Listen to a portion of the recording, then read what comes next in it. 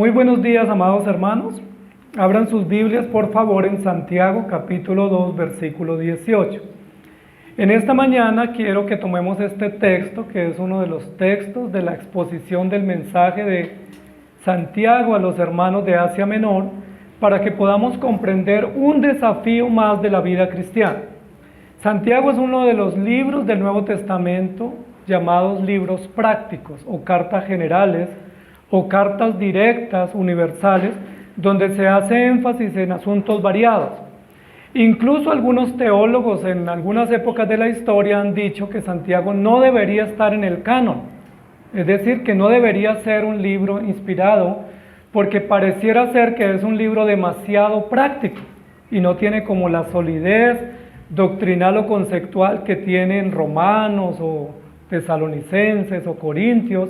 Entonces Lutero fue uno de los que dijo que era una epístola de paja, que se podía poner a la hoguera y que prendería una hoguera muy fácil como si fuera un arbusto, porque no tenía consistencia. Sin embargo, tenemos a Santiago en el canon, lo tenemos en nuestras Biblias. ¿Ya lo encontraron? Y como lo tenemos, no es de paja, es una carta que tiene enseñanzas profundas, que tiene enseñanzas válidas, y que el estilo de Santiago en su discurso es un estilo directo, un estilo incisivo, un estilo de esos que algunos tienen de no irse por las ramas, no parecido a los de acá del interior, que damos vueltas y decimos cosas y a la final no decimos nada, ¿cierto?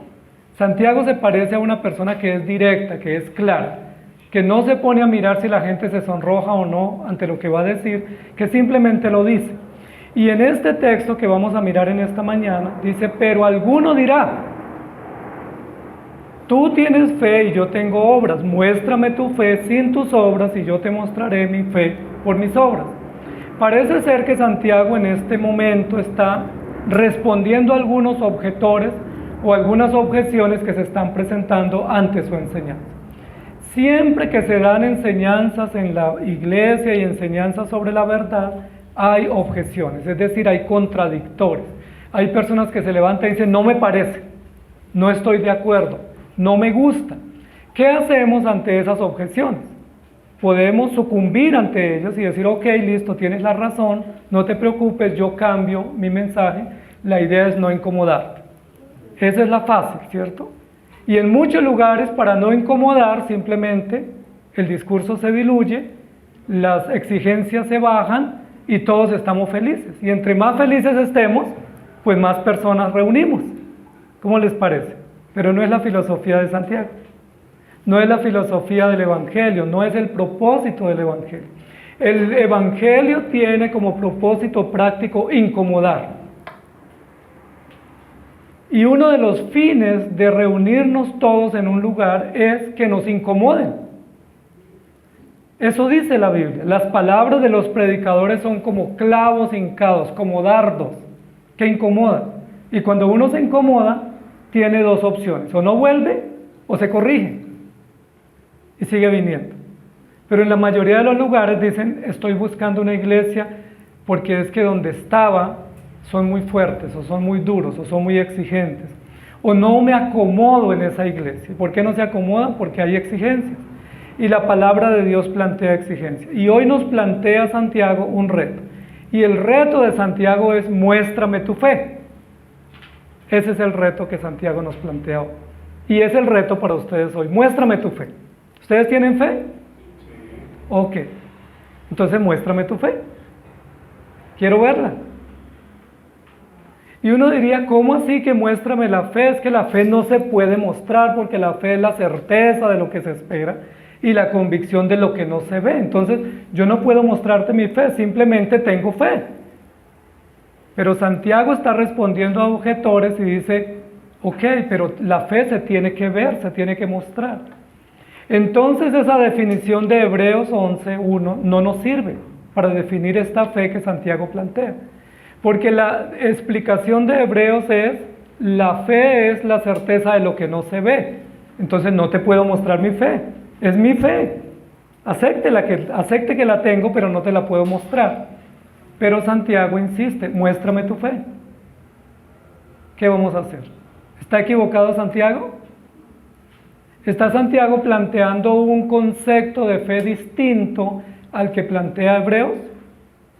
¿O es el mismo concepto de fe? ¿Ustedes qué opinan? Lo que Santiago nos va a decir es que la fe genuina es certeza, pero también es evidencia. Que la fe genuina es concepto y principio y contenido, pero también es una muestra que se tiene que ver y se tiene que palpar. Y es justamente esa la censura que Santiago va a plantear en la carta y en el discurso, en la prédica que hace a los oyentes. La carta de Santiago ha sido presentada como un discurso, como Santiago dando una prédica dominical. Y en esa prédica plantea una cantidad de temas que incluso algunos han dicho que es un desorden, como una lluvia de ideas, donde uno habla de todo y a la final no explica nada. Pero no es el interés de Santiago.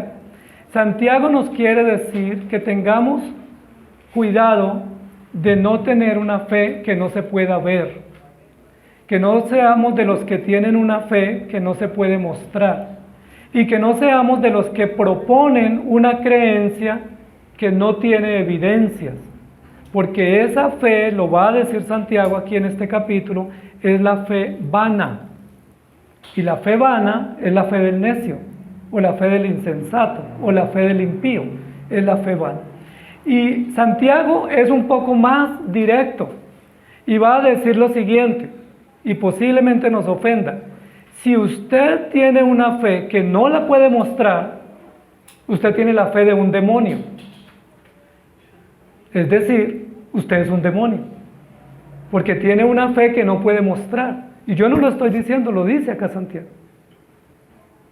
Si usted tiene una fe que no la puede mostrar y no puede decir, esta es mi fe, esta es la evidencia de mi fe, pues usted tiene una fe tan falsa que incluso es superada por la fe de los demonios.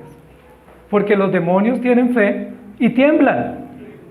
Nosotros tenemos fe y no temblamos. ¿Me hago entender? Santiago nos va a decir, muéstrame tu fe. ¿Ya están listos para mostrar su fe? Y Santiago, para poder poner contexto a su reto y a su exigencia y a los objetores que están ahí inquietándolo, presenta en este capítulo 2 ejemplos.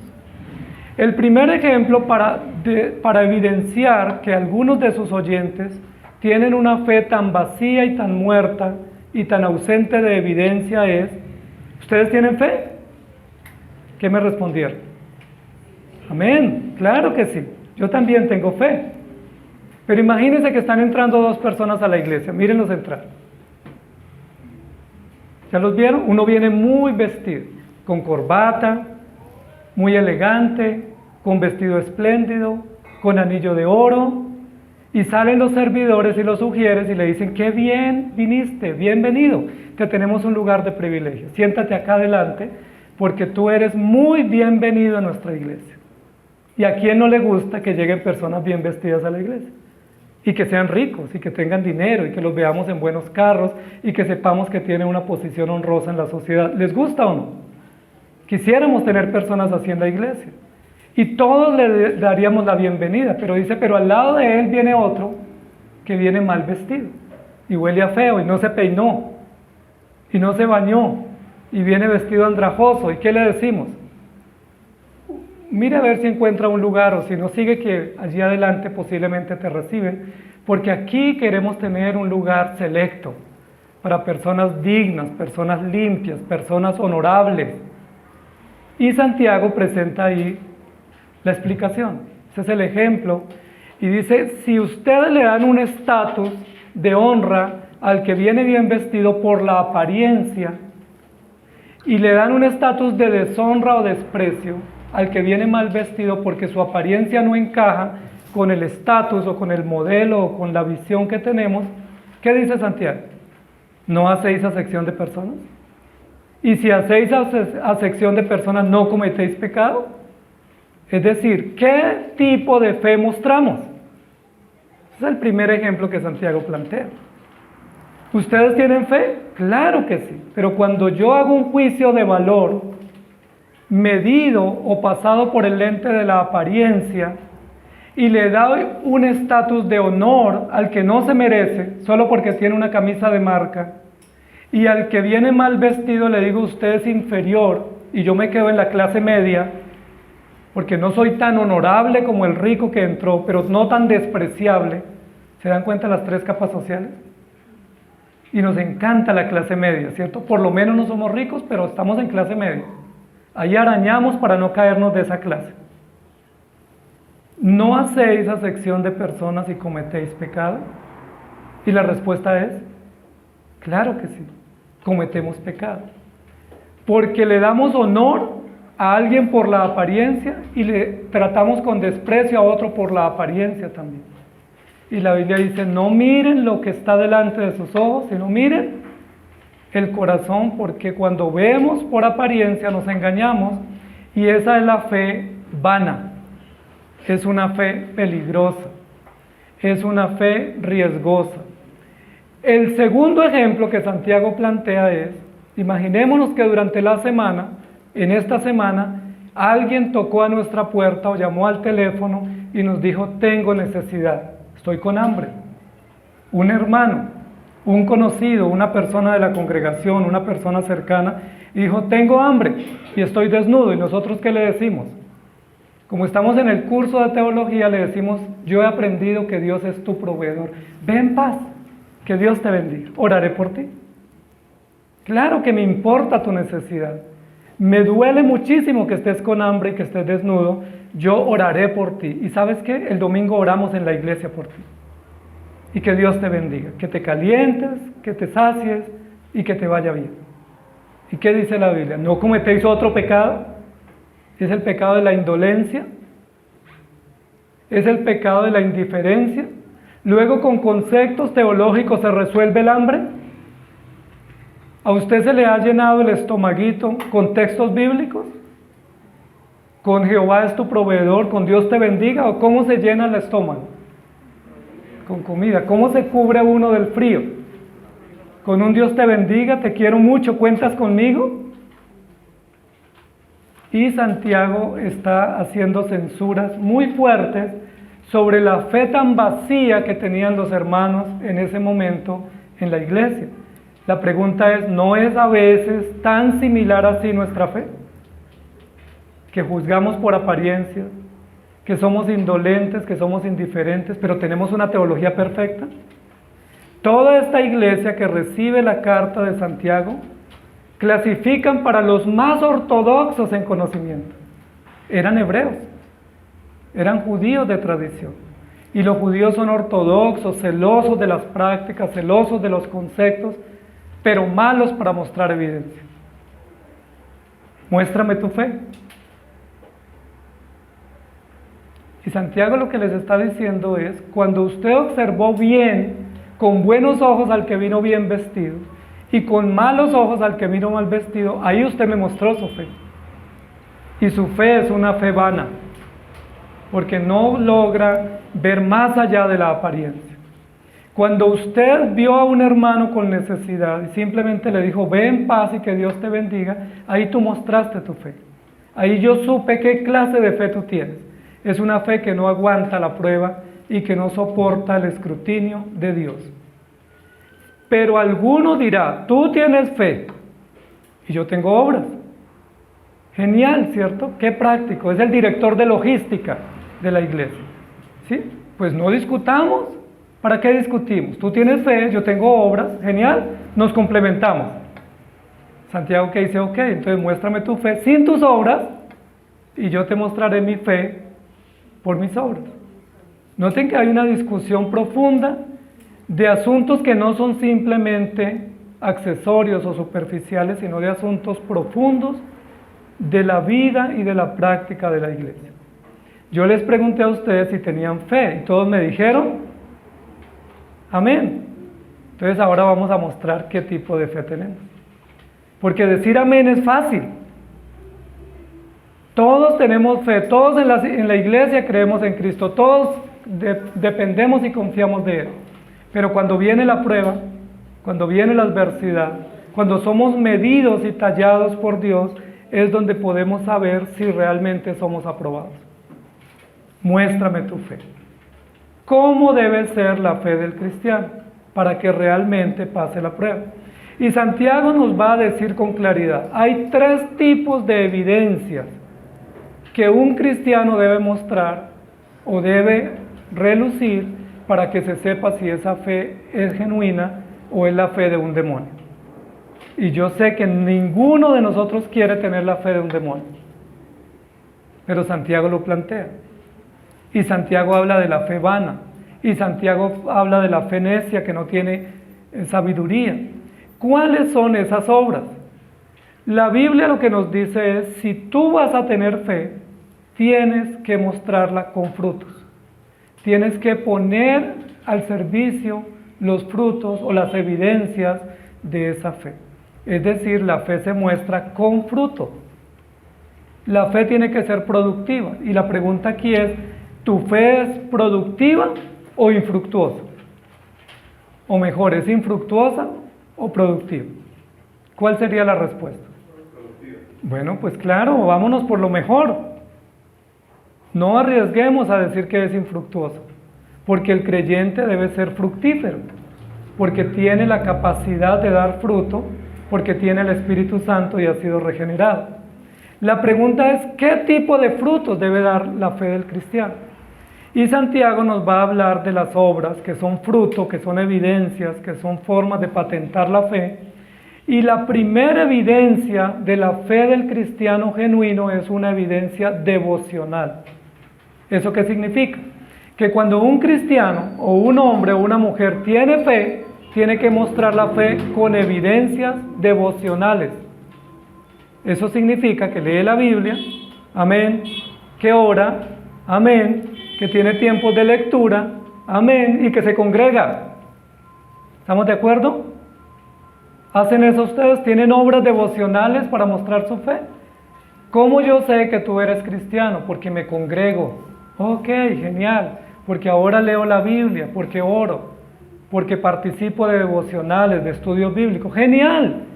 Qué bueno.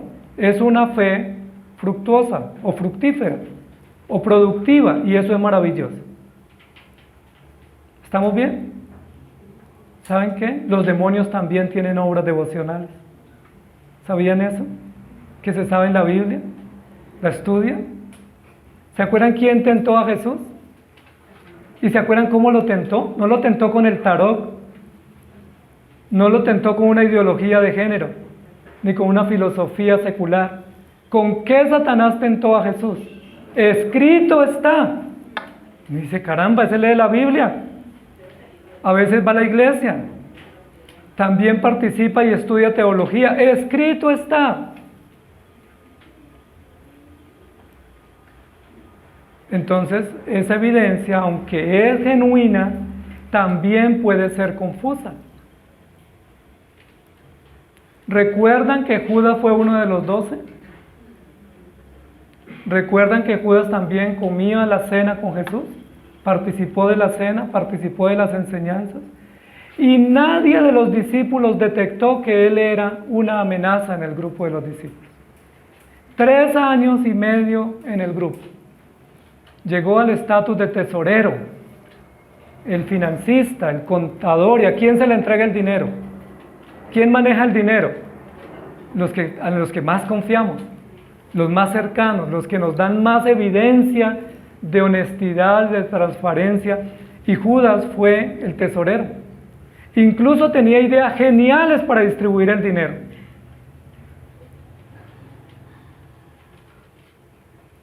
Las evidencias devocionales son necesarias en la vida del cristiano, pero no nos distinguen completamente como una fe genuina y durable, porque también los demonios se disfrazan como ángel o ángeles de luz. ¿Se acuerdan el episodio de Job? Llegaron los hijos de Dios a presentarse delante de Dios y estaba entre ellos también. ¿Me hago entender? Ni siquiera se metido donde no lo llaman. Amados hermanos, muéstrame su fe. Para que la fe sea genuina, tiene que, además de ser productiva, tener obras genuinas de adoración y de servicio. ¿Saben qué distingue al cristiano en cuanto a sus obras devocionales de los demonios? Que los demonios conocen la Biblia, pero no están dispuestos a rendirle culto al Señor y a adorarle de verdad. Le conocen y son infiltrados, pero no están dispuestos a rendirse en adoración al Señor. El cristiano sí, por la obra del Espíritu Santo.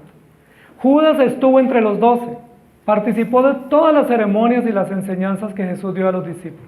No hay censura de que estuviera ausente, no, estaba siempre presente. Solo se apartó cuando fue a entregar a Jesús y recibir las 30 piezas de plata. ¿Quién no se ausenta para recibir un dinerito? Y Judas lo hizo, pero siempre estuvo presente. ¿Pero qué distinguió las devociones de los apóstoles a la devoción de Judas? Que la devoción de los apóstoles fue genuina para rendir culto al Señor, reconociendo sus debilidades y reconociendo el señorío de Cristo, mientras que la de Satanás fue simplemente para no ser descubierto como un traidor y como un infiltrado. Amados hermanos, muéstrenme su fe. Hay otro tipo de obras que Santiago nos plantea acá, porque Santiago está subiendo el nivel. Ok, ¿leen la Biblia? Pasamos la prueba. Tenemos obras devocionales, antes no las leíamos, antes no nos congregábamos, ahora lo hacemos. Entonces tenemos obras devocionales que suman para este reto y para esta evidencia. Pero Santiago va a decir, ¿y de qué les aprovecha eso? Lo dice ahí en el texto, vayan a los primeros versículos de este párrafo, y dice, usted tiene fe y tiene acciones, pero ¿de qué le sirve? O sea, ¿qué hace de diferente usted a un impío? ¿Que va a la iglesia? Pues él va a la misa. Usted ora, él reza. ¿Qué diferencia tiene? ¿Religioso? ¿Que va a un santuario distinto? Es decir, ¿de qué le aprovecha venir a la iglesia? ¿Tiene provecho o no?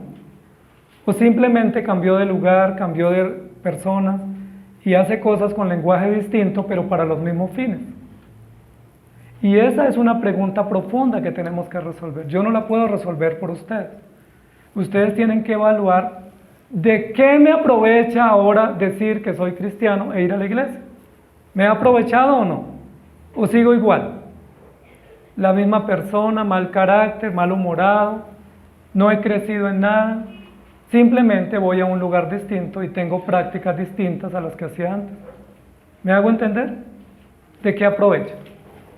Parece que Santiago es insaciable en su exigencia de pruebas, porque ya dijeron todos vamos a la iglesia, y Santiago les va a decir, ¿y qué tiene de bueno ir a la iglesia si ustedes oyen y no hacen?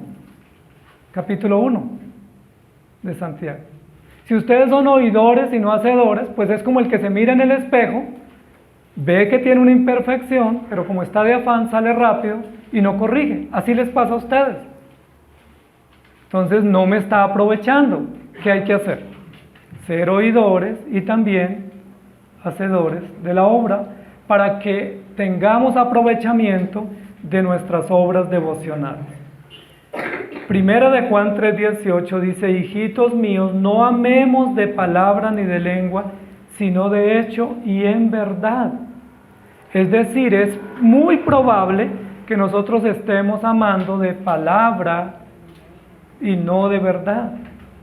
Este ejemplo del capítulo 2, hermanos, lo siento, qué terrible que tú tengas necesidad. ¿Cuánto me duele? Oraré por ti, que te vaya bien.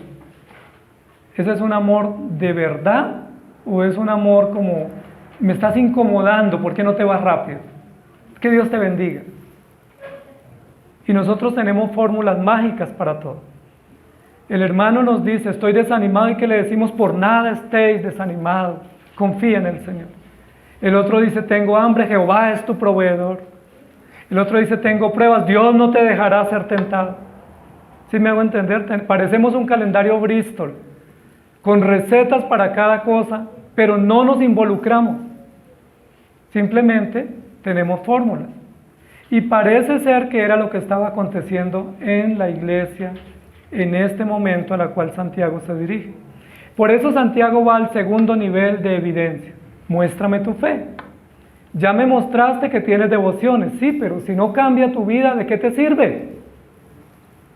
Puedes venir a miles y miles de cultos, puedes leerte la Biblia, puedes sabértela, pero ¿tienes provecho de eso? Es una fe muerta en muchos de los casos.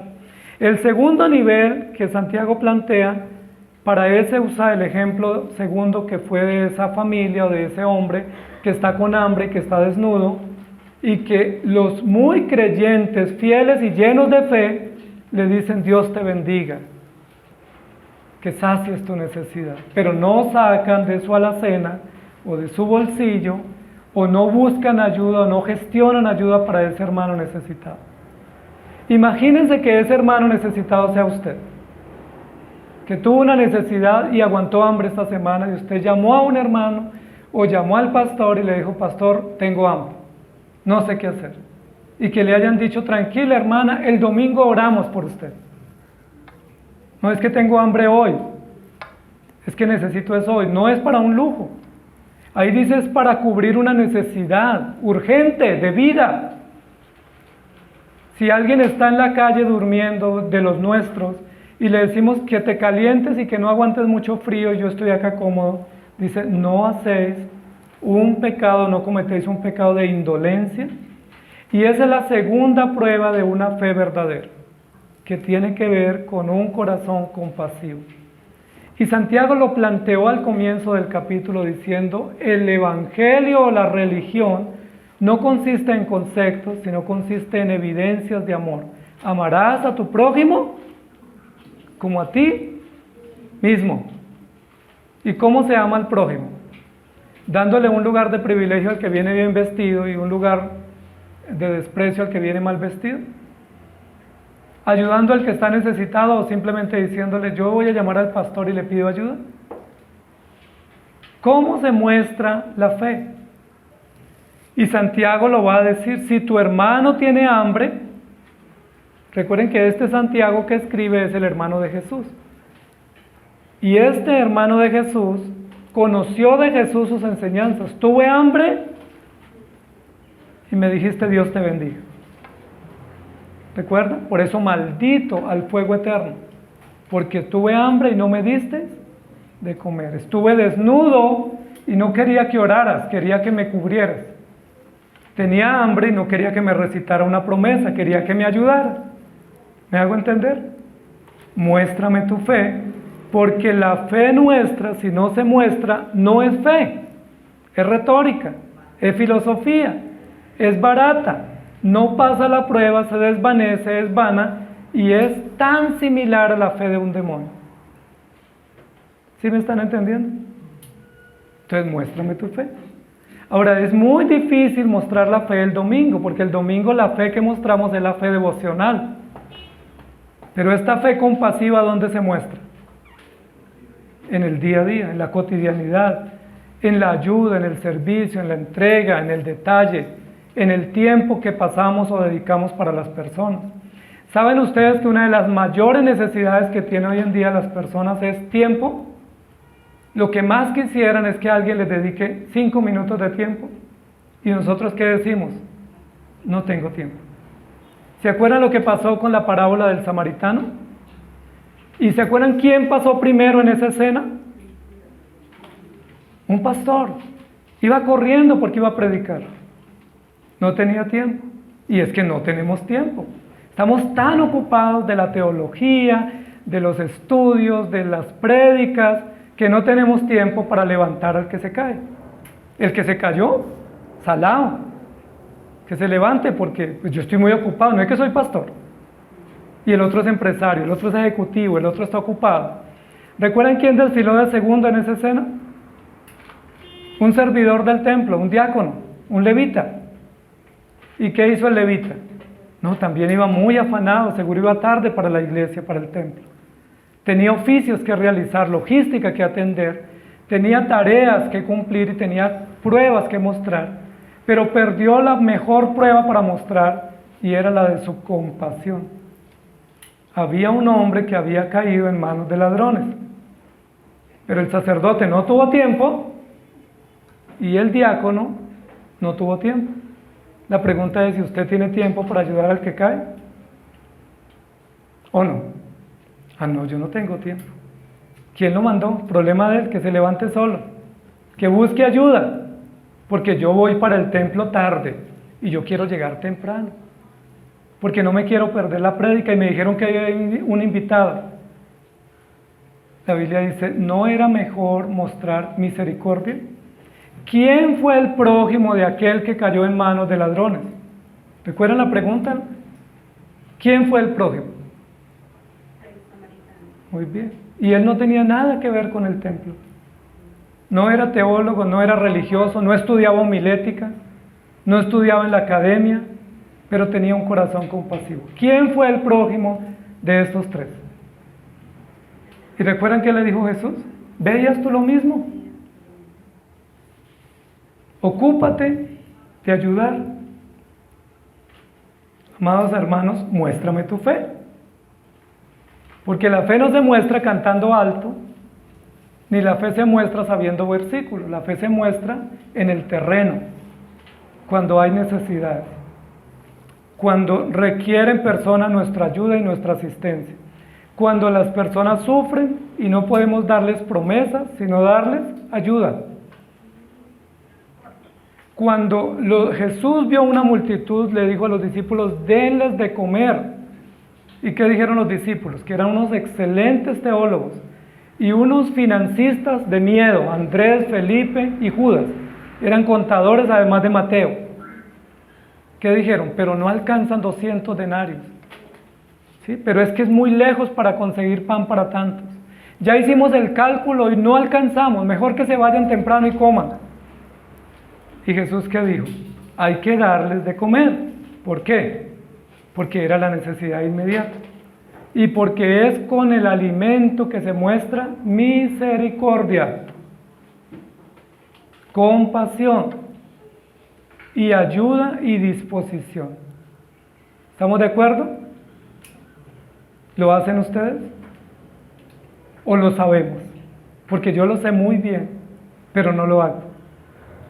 Y cuando yo lo sé bien, pero no lo hago, mi fe es vana. La pregunta es, si yo sé hacer obras de misericordia y las hago, ¿mi fe es diferente a la del demonio? Recuerden que los demonios también tienen obras de misericordia. Recuerden que Judas fue el único que tuvo el valor de hacer una denuncia de malgasto, de que el dinero no se estaba administrando bien y que ese dinero mal distribuido o desperdiciado, como él lo llamó, hubiera servido para darle comida a los pobres. ¡Ay, qué genialidad! Llevarle mercados a los necesitados, visitarlos en fin de año, llevarles anchetas, ropa. ¡Qué bueno! ¿De boca de quién salió? De Judas. El altruista, el empático, el compasivo. Mercados para los pobres. Pastor, ¿qué tal? No hagamos culto el domingo. Vámonos a llevarle mercados a los pobres. Pero la Biblia dice, pero Judas decía eso, no porque le interesaran los pobres, como muchos que hablan de los pobres, solo se benefician de ellos. Lo decía porque él sabía que si entraba una buena cantidad de dinero a la bolsa, pues claro, yo soy el tesorero, yo voy y compro los mercados. Yo me llevo ese contrato. ¿Sí? Yo soy el contratista. ¿Y qué hace el contratista? ¿Qué hace el que lleva el dinero y compra? Sobrecostos, malversación, pasa unos valores que no son, roba, y dice la Biblia, Judas no lo hacía porque le interesaran los pobres. Muchos que dan mercados no les interesan los pobres, les interesa su conciencia, les interesa lavar su dinero, les interesa aplauso, les interesa ser promovidos. Algunos dan un mercado y queda la placa, este mercado se dio gracias a la donación de un generoso empresario. Lo hizo sin ser visto.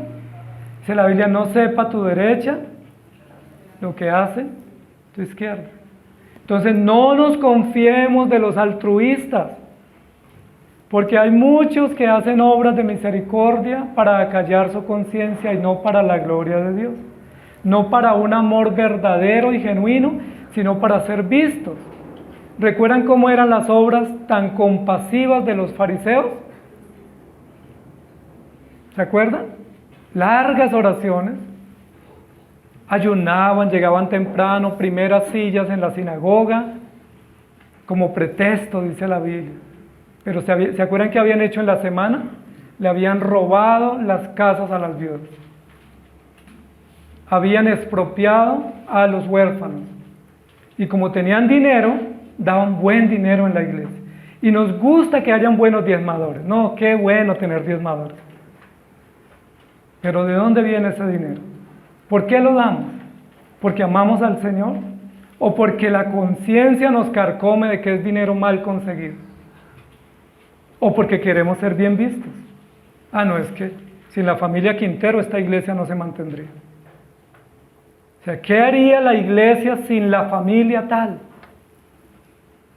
¿Me hago entender?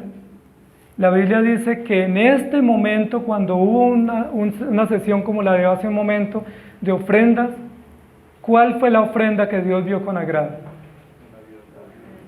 La que dio menos. Pero la que dio menos, dio todo.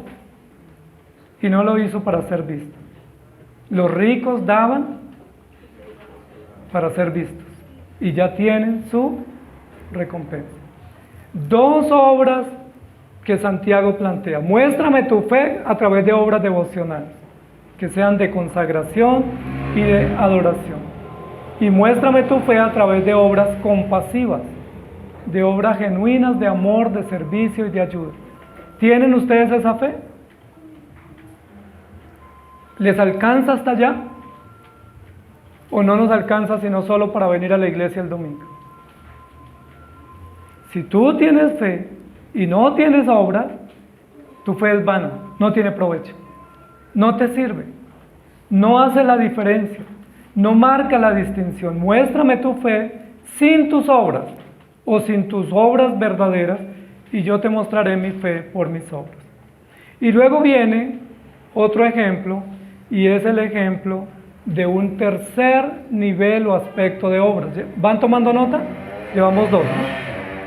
El fruto devocional, las obras compasivas del servicio y del amor al prójimo, pero vamos a hablar de otro nivel en las obras.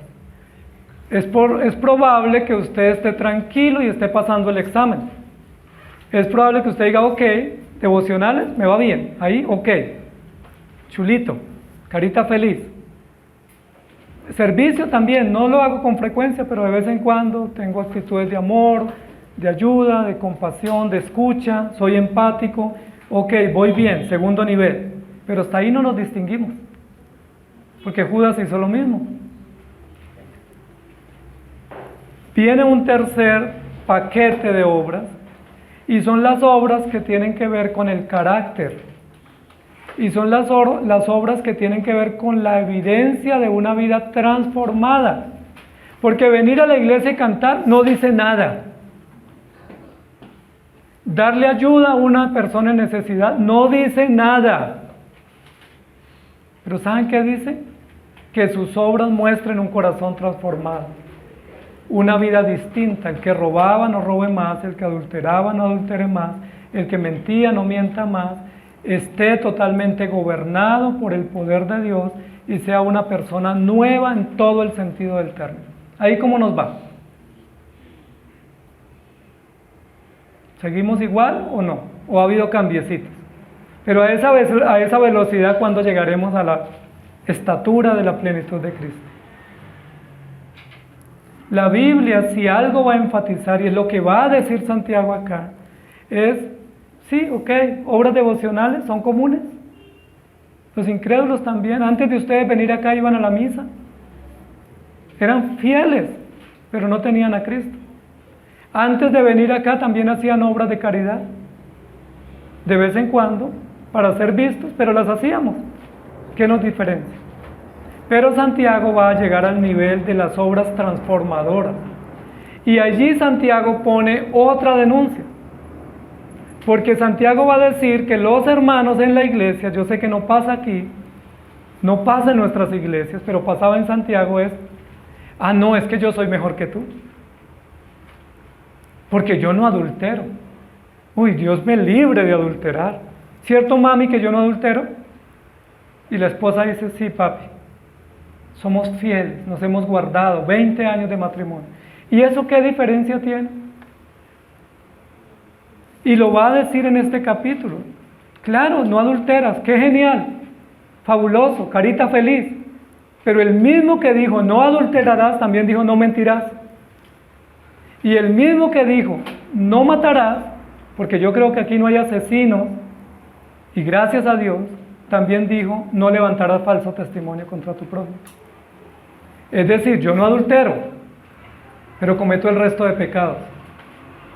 Y como esos otros que para mí no son tan escandalosos me favorecen, entonces yo soy mejor que tú. Y Santiago va a decir, no, señores.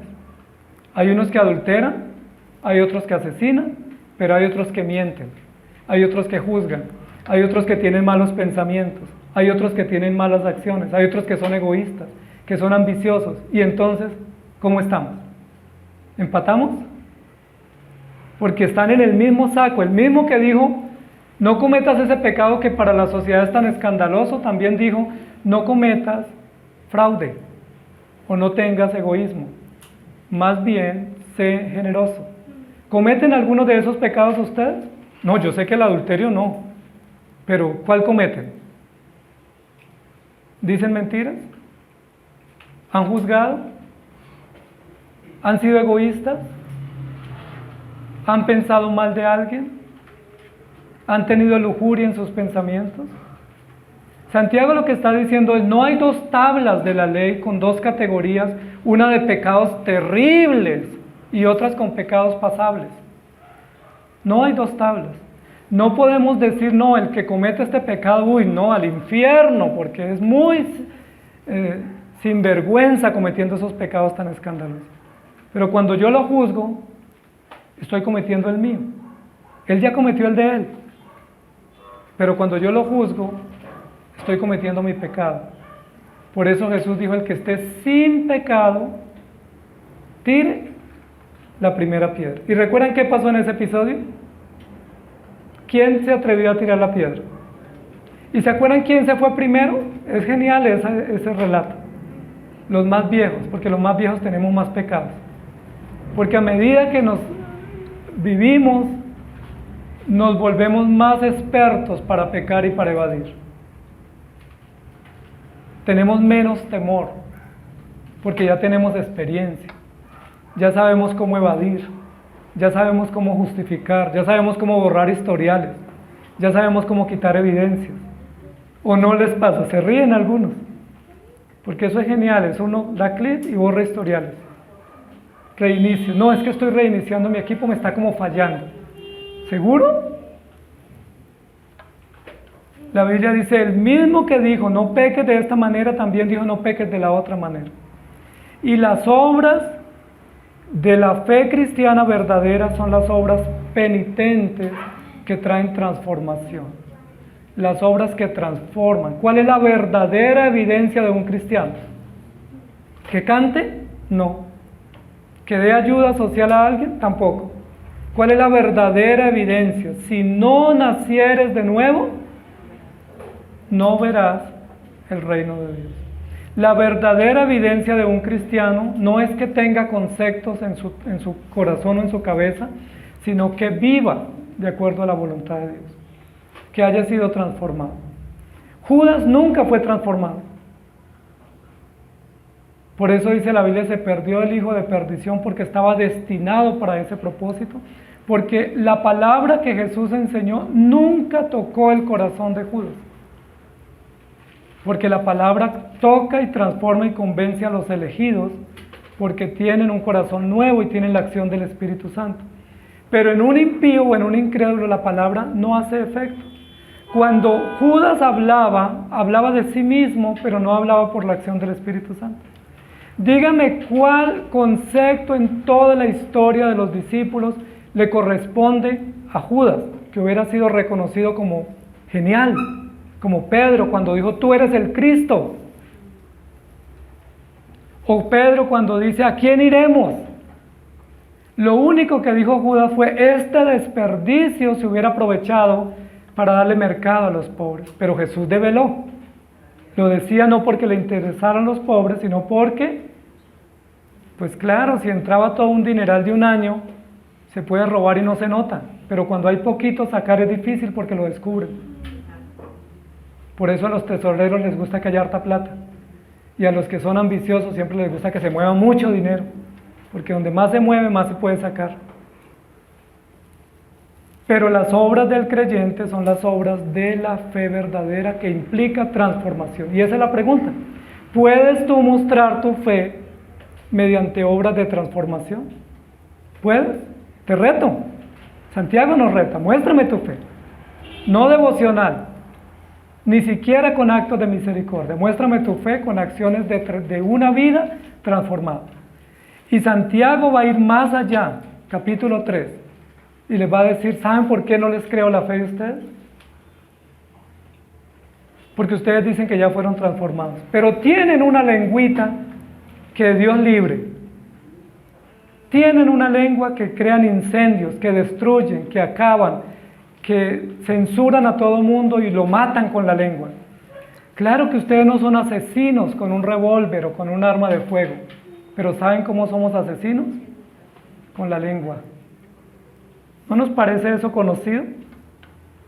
¿No saben ustedes que las redes sociales en nuestros países son la peor arma para destruir vidas y destruir reputaciones y para poner a circular noticias falsas y engañosas? ¿No saben, amados hermanos, que en la iglesia el chisme circula con gran facilidad? Pero es para que oremos. Pastor, lo escuché que había un hermano que vino de la clínica. Pastor, ¿usted me puede hablar un poco del hermano? Es que yo quiero orar por él. Pues ora sin saber nada. ¿Para qué averigua chismes? Pastor, estoy muy preocupado. Imagínate que un predicador esta semana descubrieron que cometió infidelidad. Ay, me tiene tan triste. Yo no veo que esté triste. Yo veo que está haciendo morbo de la noticia. Veo que te estás deleitando en el dolor del otro y veo que no estás orando. ¿Sí me hago entender? Porque yo para orar y para sentir la necesidad del otro no necesito hacer chisme ni hacer corrilla. Y Santiago nos va a poner en el capítulo 3 diciendo la peor arma con la cual pecamos se llama la lengua. Es un pequeño músculo, pero ay Dios mío, si nos pone problema. Ahora el problema no es la lengua, porque de la abundancia del corazón habla la boca. No hay en la iglesia, claro, no hay adúlteros ni asesinos, no, Dios libre, pastor, esta iglesia de adúlteros llena. Pero ¿sabe qué hay en las iglesias? Tanto chisme, tanto comentario, tanta murmuración. Recuerden que ese fue el pecado del pueblo por el cual fue destruido más de 1,5 millones de personas en el desierto, por la murmuración. ¿Y cómo se murmura? Haciendo comentarios en voz baja. Oye, ¿usted sí vio el hermano? ¿Lo vio? ¿No notó nada? Ay, ¿cómo así? Yo sí noté algo. Chisme, murmuración. Si tú ves algo que dice la Biblia, ora. Si algo te inquieta, ora. Si tienes dudas, ve a la fuente. Si no estás seguro, no lo compartas. Si no edifica, no lo menciones. Si no es para la edificación de los oyentes, déjelo a un lado. No comente algo que no sirve. A mí me llama mucho la atención el uso que los cristianos les dan a las redes sociales. Porque hoy en día todos tenemos redes, ¿cierto? Porque como somos tan bíblicos, decimos es que los discípulos tenían redes, de nosotros también. Pero ¿saben qué es lo que hacemos? Dice, los hermanos todo el tiempo yo veo que comparten noticias, por ejemplo, de cómo en algunos países aprobaron leyes para los homosexuales. Me dice, ¿y eso qué tiene que ver? No, es que en tal país ya aprobaron esto y lo comparten, ¿no? Entonces, para que oremos.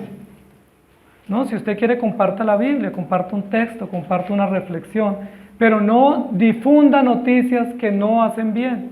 El pecado reina en la sociedad, de 1000 colores. ¿Por qué no difundimos la verdad? Si tenemos el poder de la palabra, ¿por qué no difundimos la verdad? Amados hermanos, ¿cuánto han sido transformados por el Evangelio? Esa es la verdadera prueba de fe. Porque la prueba devocional es la adoración que yo le rindo a Dios, es la evidencia pública, litúrgica. Las obras de misericordia es cómo muestro mi amor al otro, pero cómo yo muestro si realmente he nacido de nuevo. ¿Cómo me comprometo para saber si ya no soy como era antes? Y esa es la verdadera obra de la fe cristiana. Cuando la Biblia registra en Hebreos 11 una lista muy larga, muy completa de hombres de fe, dice: por la fe hicieron esto, confiaron, esperaron, guardaron, abrazaron, y eso es una vida transformada. Eso no lo pueden hacer los demonios, porque los demonios no van a ser corregidos. Los demonios son incorregibles, son impenitentes. Ellos están bien hasta la hora del culto y están bien hasta la hora de la ayuda social, pero cuando dice tienes que cambiar, esta vida no es correcta, le quitan la cabeza a quien los denuncia. Porque los impíos y los demonios no quieren ser corregidos. Esa es una evidencia de un impío. Dígale a un impío: hay que cambiar, y cambia de iglesia, o cambia de evangelio, o tuerce las escrituras porque no está dispuesto. Pero dígale a un cristiano: hay que cambiar, ¿y qué dice? Con dificultad: Señor, ayúdame, necesito cambiar. Señor, no he podido, pero te suplico que me ayudes. Esa es una evidencia. ¿Ustedes verán a un Judas pidiendo ayuda? Señor, ten misericordia de mí. Nunca lo dirán, pero cantan bien, leen la Biblia, saben teología y hacen obras de servicio social. ¿Me hago entender? 3 evidencias. Muéstreme la fe. ¿Pueden mostrarla hoy? Obras devocionales, obras de misericordia y obras de regeneración, transformación. Una vida transformada. Por eso la Biblia dice que mediante esas otras obras no podemos presentarnos al Señor. En el día final muchos me dirán: Señor, Señor. Íbamos a la iglesia y cantábamos, ¿cómo así que no estamos en la lista? También ayudamos, ¿cómo así que no estábamos en la lista? Y dice: porque ustedes estaban lejos de mí. Con sus labios me honraban, pero su corazón estaba lejos de mí. Amados hermanos, en Judas capítulo 1, versículo 3 dice: por la gran solicitud que tenía de escribirlos acerca de nuestra común salvación, me ha sido necesario escribiros exhortándoos que contendáis ardientemente por la fe que ha sido dada una vez a los santos. Que contendáis por la fe. ¿Y quiénes son los únicos que combaten ardientemente por la fe? Los creyentes que han nacido de nuevo, que entienden el Evangelio, que no se escandalizan ante los pecados, que no se caen ante las adversidades, sino que se levantan y se mantienen firmes. Los que ponen la fe en el Señor y no en los hombres, y los que saben que hay galardón para los que perseveren hasta el final. Los que contra todo pronóstico se mantienen. Los otros vienen y dicen: pastor, cuente conmigo, para las que sea. Y al tercer día lo están negando. Hizo Pedro, ¿no? Cuando el Señor le dice: Pedro, me vas a negar, ora. Yo he orado por ti, le dice Jesús. Ora tú también. ¿Y Pedro qué dijo?